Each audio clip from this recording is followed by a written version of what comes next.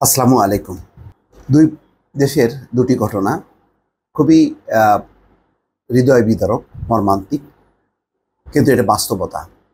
আমাদের যে film industry মাফিয়াদের দখলে চলে গেছে, তার এগুলো হচ্ছে নমুনা। এটা হলো আহ, দুই প্রান্তের বলছি, পাকিস্তান এবং ভারতের কথা বলছি। সেখানেও একই পরিস্থিতি। একটি খবরের দৃশ্য হলো এই যে তারপর পাকিস্তানি অভিনেত্রীকে ফেলে রাখা হয় মাঠে। আরেকটি খবর, টানা অভিনেত্রী মালবিকার রহস্যজনক মৃত্যু। দর্শক, কাকতালীয়ভাবে এই ঘটনাটা একই দিনে দুই দেশে ঘটেছে, দুই প্রান্তে ঘটেছে এবং একসঙ্গে গণমাধ্যমে খবর এসছে। এটা হচ্ছে পশতু নাটক এবং মঞ্চ শিল্পের প্রখ্যাত অভিনেত্রী ছিলেন খুশবু খান। তার নাম হচ্ছে খুশবু খান, খুবই সুশ্রী চেহারার অধিকারী। ছবি দেখলে নিশ্চয়ই বুঝতে পারছেন। পাকিস্তানের পশতু নাটক এবং মঞ্চ শিল্পের প্রখ্যাত অভিনেত্রী ছিলেন খুশবু খান। দেশটির খাইবার পাখতুনখাওয়া প্রদেশের নওশেরা জেলার একটি শস্য মাঠ থেকে সোমবার তার মরদেহ উদ্ধার করা হয়েছে। পুলিশ জানিয়েছে স্থানীয় দুই ব্যক্তি তাকে গুলি করে হত্যা করেছে।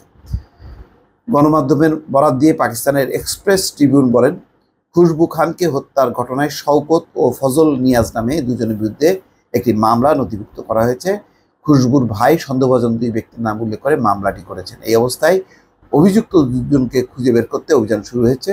পুলিশ জানাচ্ছে সন্দেহভাজন দুজনের মধ্যে একজনের বিরুদ্ধে অতীতেও আর এক অভিনেত্রীকে হত্যার অভিযোগ ছিল। তারা বলছেন যে সন্দেহভাজন দুজনের কথা মতো না চলার কারণেই হত্যা করা হয়েছে খুশবু। তারা খুশবুকে শুধুমাত্র তাদের আয়োজন করা অনুষ্ঠানগুলোতেই কাজ করার প্রস্তাব দিয়েছিল। পাশাপাশি তাকে ইন্ডাস্ট্রি ছেড়ে দেওয়ার কথাও বলেছিল তারা। কিন্তু খুশবু এসব প্রস্তাবে রাজি না হয় তাকে নিজেদের এলাকায় একটি অনুষ্ঠানের কথা বলে নিয়ে যায় ওই সন্দেহভাজনরা। পরে তাকে পরিকল্পনা করে হত্যা করে। স্থানীয় আকবরপুরা পুলিশ স্টেশনের কর্মকর্তা নিয়াজ মাহমুদ বলছেন, অনুষ্ঠানে অংশগ্রহণের পর খুশবুকে অন্যত্র নিয়ে গিয়ে হত্যা করে ওই সন্দেহভাজন দুজন। হত্যার পর তার মরদেহটি ফসলের মাঠে ফেলে রাখে তারা। প্রাথমিকভাবে পুলিশ ধারণা করছে নিজেদের বাসস্থানে খুশবুকে প্রথমে হত্যা করে পরে মাঠে ফেলে রাখা হয়। অভিনেত্রীর মরদেহ ময়নাতদন্তের পর তাকে পরিবারের কাছে হস্তান্তর করা হয়েছে বলেও জানায় পুলিশ। দর্শক দেখেন, সেখানেও কিন্তু থাবা ওই মাফিয়া গংদের, যারা চায় যে এই অভিনেত্রীরা তাদের মতন করে চলুক। একই ঘটনা ঘটেছে ভারতে। সেই খবরে বলা হচ্ছে যে তরুণ অভিনেত্রী নূর মালবিকা দাসের আকস্মিক মৃত্যুতে তার গোটা পরিবার শোকে স্তব্ধ। বলা হচ্ছে গলায় ফাঁস লাগিয়ে আত্মহত্যা করেছে মালবিকা। আপাত দৃষ্টিতে এই আত্মহত্যার ঘটনা বলে মনে হচ্ছে, তবে পুলিশ হত্যার সম্ভাবনাও পুরোপুরি উড়িয়ে দিচ্ছে না।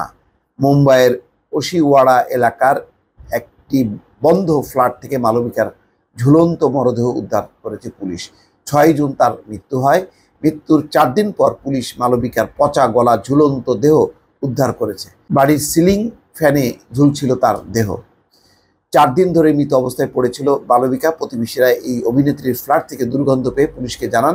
পুলিশ দরজা ভেঙে ঢুকে মালবিকার মৃতদেহ উদ্ধার করে। এই ফ্ল্যাটে নিজের পরিবারের সঙ্গেই থাকতেন তিনি। এই ঘটনার বেশ কিছুদিন আগে আসামের করিমগঞ্জে নিজেদের বসত বাড়িতে ফিরে গেছেন অভিনেত্রীর পরিবার। এই সুযোগেই আর কি ঘটনাটি ঘটেছে।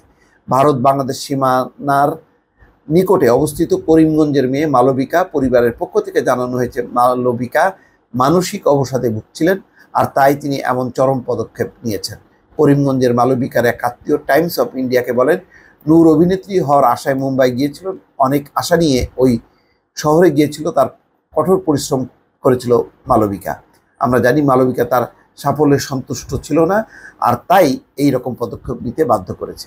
মালবিকার আত্মহত্যার পর অল ইন্ডিয়া সিনে ওয়ার্কার্স অ্যাসোসিয়েশনের পক্ষ থেকে এই তদন্তের দাবি জানানো হয়েছে। পুলিশ অনুমান করছে মালবিকাকে হত্যা করা হয়েছে, আর তাই মুম্বাই পুলিশ এই মামলার গভীরে গিয়ে তদন্ত করছে। সব দিক তারা খতিয়ে দেখছে কি ঘটেছে। দেখেন, দুই প্রান্তেই। ভারতে তো একাধিক অভিনেত্রী এইভাবেই মাফিয়া চক্রের হাতে পড়ে তাদের মানসিক প্রেসারে আত্মহননের পথ বেছে নিয়েছে। হয়তো মালবিকা দাসের একই ঘটনা। এর আগের যে খুশবু, তার ক্ষেত্র দেখলেন যে পাকিস্তানেও যে তাদের কথা মতো কাজ করতে হবে, না হলে বাঁচা যাবেন। এবং শেষ পর্যন্ত যেহেতু খুশবু প্রতিবাদ করেছিলেন, সুতরাং তাকে আত্মহননের পথ বা তাকে হত্যা করার সে মানে হত্যার সে কারণেই তাকে হত্যা করে দুর্বৃত্তরা। দর্শক ভালো থাকবেন, আল্লাহ হাফেজ।